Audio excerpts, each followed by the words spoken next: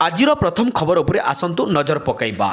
ବାତ୍ୟା ମେନ୍ଥା ଦକ୍ଷିଣ ପୂର୍ବ ବଙ୍ଗୋପସାଗରରେ ଏକ ଲଘୁଚାପ କ୍ଷେତ୍ର ସୃଷ୍ଟି ହୋଇଛି, ଯାହା ପଶ୍ଚିମ ଉତ୍ତର ପଶ୍ଚିମ ଦିଗକୁ ଗତି କରି ଘନୀଭୂତ ହେବାର ସମ୍ଭାବନା ରହିଛି।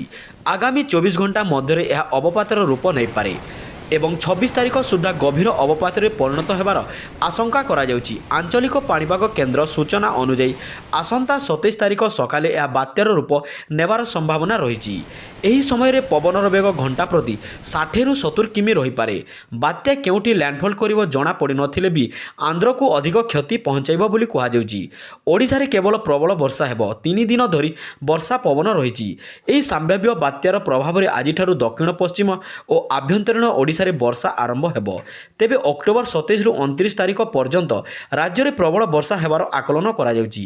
ବିଶେଷ କରି ଉପକୂଳ ଏବଂ ଦକ୍ଷିଣ ଓଡ଼ିଶାର ଜିଲ୍ଲା ଯଥା ପୁରୀ, ନୟାଗଡ଼, ଗଞ୍ଜାମ, ଗଜପତି, ରାୟଗଡ଼ା, କୋରାପୁଟ ଓ ମାଲକାନଗିରିରେ ପ୍ରବଳ ବର୍ଷାର ସମ୍ଭାବନା ରହିଛି। ମତ୍ସ୍ୟଜୀବୀମାନଙ୍କୁ 26ରୁ 29 ତାରିଖ ପର୍ଯ୍ୟନ୍ତ ସମୁଦ୍ର ଭିତରକୁ ନ ଯିବାକୁ ପରାମର୍ଶ ଦିଆଯାଇଛି।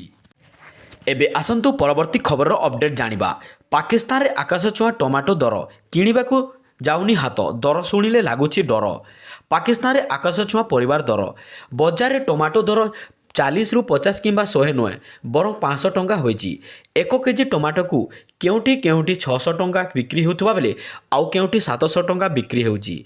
ଆଫଗାନିସ୍ତାନରୁ ଟମାଟୋ ଆସୁନଥିବାରୁ ଦର ହୋଇ ବଢ଼ି ଚାଲିଛି। ଆଫଗାନିସ୍ତାନ ସହ ବିବାଦ ଯୋଗୁଁ ପାକିସ୍ତାନ ବହୁମୂଲ୍ୟ ଦେବାକୁ ପଡ଼ୁଛି। ସୀମା ଉତ୍ତେଜନା ଯୋଗୁଁ ସାରା ଦେଶରେ ପନିପରିବା ଦର ବୃଦ୍ଧି ପାଇଛି। ରାଉଲପିଣ୍ଡିରେ ଟମାଟୋ କିଲୋଗ୍ରାମ ପିଛା 600 ଟଙ୍କା ବିକ୍ରି ହେଉଛି।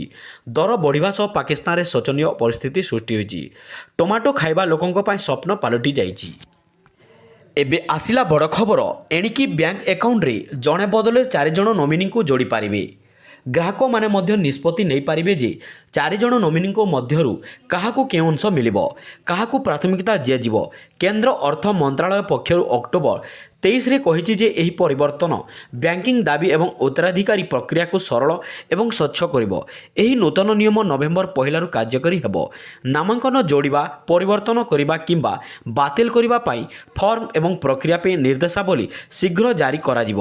ଏହି ନୂତନ ବ୍ୟବସ୍ଥାରେ ଗ୍ରାହକମାନେ ସେମାନଙ୍କର ଆକାଉଣ୍ଟରେ 2 ଜଣ, 3 ଜଣ କିମ୍ବା 4 ଜଣ ନୋମିନିଙ୍କୁ ଯୋଡ଼ି ପାରିବେ। ନାମାଙ୍କନକୁ ଯେକୌଣସି ସମୟରେ ପରିବର୍ତ୍ତନ କିମ୍ବା ବାତିଲ କରାଯାଇପାରିବ। ଗ୍ରାହକମାନେ ଜଣେ ଉତ୍ତରାଧିକାରୀ ନାମାଙ୍କନକୁ ମଧ୍ୟ ନିଯୁକ୍ତ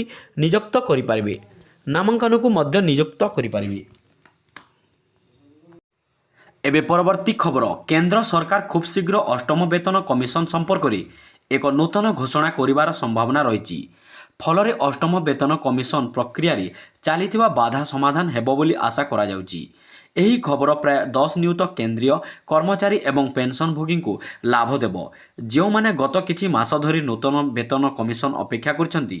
ସରକାର ଅଷ୍ଟମ ବେତନ କମିଶନ ପାଇଁ ନିୟମ ଏବଂ ନିୟମାବଳୀ ପ୍ରସ୍ତୁତ କରିବାରେ ସକ୍ରିୟ ଭାବରେ ନିୟୋଜିତ ଅଛନ୍ତି। ନଭେମ୍ବର 2025 ସୁଦ୍ଧା ସରକାରଙ୍କ ଦ୍ୱାରା ଏକ ବିଜ୍ଞପ୍ତି ଜାରି କରାଯାଇପାରେ।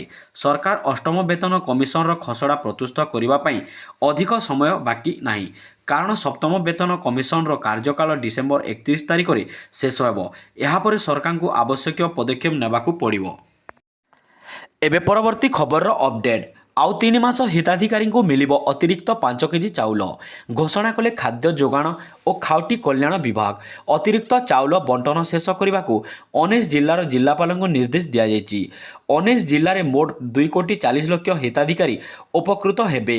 ଅନୁଗୁଳ, ବାଲେଶ୍ୱର, ବରଗଡ଼, ଭଦ୍ରକ, କଟକ, ଦେବଗଡ଼, ଢେଙ୍କାନାଳ, ଗଞ୍ଜାମ, ଜଗତସିଂହପୁର, ଯାଜପୁର, ଝାରସୁଗୁଡ଼ା, କେନ୍ଦ୍ରାପଡ଼ା, କେନ୍ଦୁଝର, ଖୋର୍ଦ୍ଧା, ମୟୂରଭଞ୍ଜ, ନୟାଗଡ଼ା, ପୁରୀ, ସମ୍ବଲପୁର, ସୁନ୍ଦରଗଡ଼ ପ୍ରମୁଖ ଜିଲ୍ଲାରେ ପରିବାର ପିଛା ଏହି ଅତିରିକ୍ତ 5 କେଜି ଚାଉଳ ମିଳିବ।